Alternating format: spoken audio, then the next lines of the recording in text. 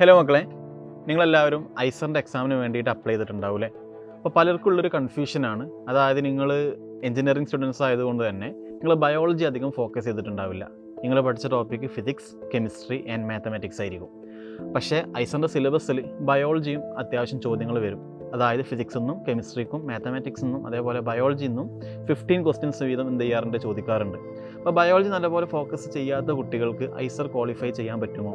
Exactly എന്ത് ചെയ്യും, പറ്റും.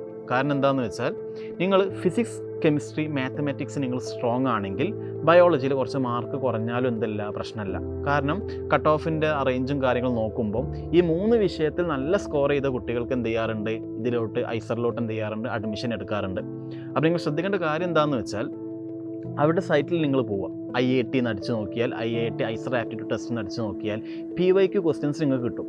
അപ്പം ആ ക്വസ്റ്റ്യൻസ് നിങ്ങൾ ബയോളജിയുടെ ക്വസ്റ്റ്യൻസ് PYQ ക്വസ്റ്റ്യൻസ് മാത്രം എന്ത് ചെയ്യുക, ചെയ്ത് നോക്കുക. കാരണം അല്ലെങ്കിൽ നിങ്ങൾക്ക് +1 +2 എൻ്റയർ ബയോളജി പഠിക്കാനുള്ള സമയം നമ്മുടെ കയ്യിലില്ല. അതുകൊണ്ട് അറ്റ്ലീസ്റ്റ് അതിൻ്റെ ക്വസ്റ്റ്യൻസ് എങ്കിലും എന്ത് ചെയ്യുക, നിങ്ങൾ ചെയ്ത് നോക്കുക. ക്വസ്റ്റ്യൻസ് ഒക്കെ ചെയ്ത് നോക്കുമ്പോൾ നമുക്ക് ജെനറ്റിക്സ് എന്നും അതേപോലെ തന്നെ ബയോടെക്നോളജി ടോപ്പിക് എന്നൊക്കെ നല്ലപോലെ ചോദ്യങ്ങൾ എന്ത് ചെയ്യാറുണ്ട്, ഐസറിന് ചോദിക്കാറുണ്ട്. അപ്പോൾ അറ്റ്ലീസ്റ്റ് ആ 2 ടോപ്പിക്കെങ്കിലും എന്ത് ചെയ്യുക, നിങ്ങൾ റെഫർ ചെയ്തിട്ട് എന്ത് ചെയ്യുക, പോവുക. ബാക്കി പിന്നെ കെമിസ്ട്രി, ഫിസിക്സ്, മാത്തമാറ്റിക്സ് നിങ്ങൾ സ്ട്രോങ് ആയതുകൊണ്ട് തന്നെ അത്യാവശ്യം നല്ല പോലെ നമുക്ക് എന്ത് ചെയ്യാൻ പറ്റും, സ്കോർ ചെയ്യാൻ പറ്റും. ഇനി കെമിസ്ട്രിയുടെ കാര്യമൊക്കെ പറയുകയാണെങ്കിൽ ഈ കോർഡിനേഷൻ കെമിസ്ട്രി, കെമിക്കൽ ബോണ്ടിങ്, അത് ഇനോർഗാനിക് എന്ന് ഏറ്റവും കൂടുതൽ ചോദ്യങ്ങൾ വരുന്ന 2 ചാപ്റ്ററാണ് കോർഡിനേഷൻ കെമിസ്ട്രി അതേപോലെ കെമിക്കൽ ബോണ്ടിങ്. അതൊക്കെ നിങ്ങൾ നല്ലപോലെ എന്ത് ചെയ്യുക, ഫോക്കസ് ചെയ്ത് പോവുക. അത് നിങ്ങൾ അത്യാവശ്യം എല്ലാവരും എന്ത് ചെയ്തിട്ടുണ്ടാവും, പഠിച്ചിട്ടുണ്ടാവും. അപ്പോൾ ബയോളജി നല്ലപോലെ ഫോക്കസ് ചെയ്യാത്ത കുട്ടികൾക്ക് പോലും ഫിസിക്സ്, കെമിസ്ട്രി, മാത്തമാറ്റിക്സ് സ്ട്രോങ് ആയവർക്ക് കൂളായിട്ട് എന്ത് ചെയ്യാൻ പറ്റും, ക്വാളിഫൈ ചെയ്തെടുക്കാൻ പറ്റും.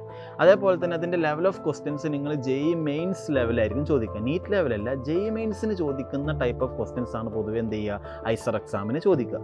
പിന്നെ ഇവിടെ എടുത്ത് പറയേണ്ട കാര്യം എന്താണെന്ന് വെച്ചാൽ ടോട്ടൽ 60 ക്വസ്റ്റ്യൻസ് ആണ് ഉണ്ടാവുക അല്ലേ. ടോട്ടൽ അതായത് എല്ലാ സബ്ജക്റ്റിനും 15 ക്വസ്റ്റ്യൻസ് വീതം, അതായത് ടോട്ടൽ 60 ക്വസ്റ്റ്യൻസ് ആണ് ഉണ്ടാവുക. 3 hour ഉണ്ടാവും. അതുകൊണ്ട് നല്ല ടൈം നമുക്കുണ്ട്. അതായത് ഓരോരോ ക്വസ്റ്റ്യനും 3 മിനിറ്റ് വെച്ചിട്ട് നമുക്ക് എന്ത് ചെയ്യാൻ പറ്റും, സമയം ലഭിക്കുന്നുണ്ട്. അതുകൊണ്ട് ടൈം അത്യാവശ്യമുണ്ട്. അതുകൊണ്ട് തന്നെ ലെവൽ ഓഫ് ക്വസ്റ്റ്യൻ കുറച്ച് സ്റ്റാൻഡേർഡ് കൂടുതലായിരിക്കും. അപ്പോൾ നല്ലപോലെ ഫോക്കസ് ചെയ്ത് പഠിക്കുകയാണെങ്കിൽ നിങ്ങൾ അവരുടെ സൈറ്റിൽ പോയിട്ട് PYQ ക്വസ്റ്റ്യൻസ് ഒക്കെ മാക്സിമം വർക്കൗട്ട് ചെയ്തിട്ടുണ്ടെങ്കിൽ നമുക്ക് എന്ത് ചെയ്യാൻ പറ്റും, ക്വാളിഫൈ ചെയ്തെടുക്കാൻ പറ്റും. അപ്പോൾ ഒട്ടും വൈകിക്കേണ്ട, മാക്സിമം എന്ത് ചെയ്യുക, നല്ലപോലെ പഠിക്കുക. June 7th exam. അതുകൊണ്ട് ഇനിയും നമുക്ക് കുറച്ച് സമയമുണ്ട്. അപ്പോൾ മാക്സിമം ഫോക്കസ് ചെയ്ത് പഠിക്കുക. ബയോളജിയുടെ കാര്യം പ്രത്യേകമായിട്ട് എന്ത് ചെയ്യുക, അവിടെ PYQ ക്വസ്റ്റ്യൻസിലൂടെ എന്ത് ചെയ്യുക, ബയോളജി നിങ്ങൾക്ക് റിവിഷൻ ചെയ്യാൻ പറ്റുകയാണെങ്കിൽ അത്രയും മാക്സിമം എന്ത് ചെയ്യുക, എഫക്റ്റീവായിട്ട് റിവിഷൻ ചെയ്ത് പോവുക. നല്ലപോലെ എക്സാം ചെയ്ത് അടിപൊളിയായിട്ട് പഠിക്കുക. All the best.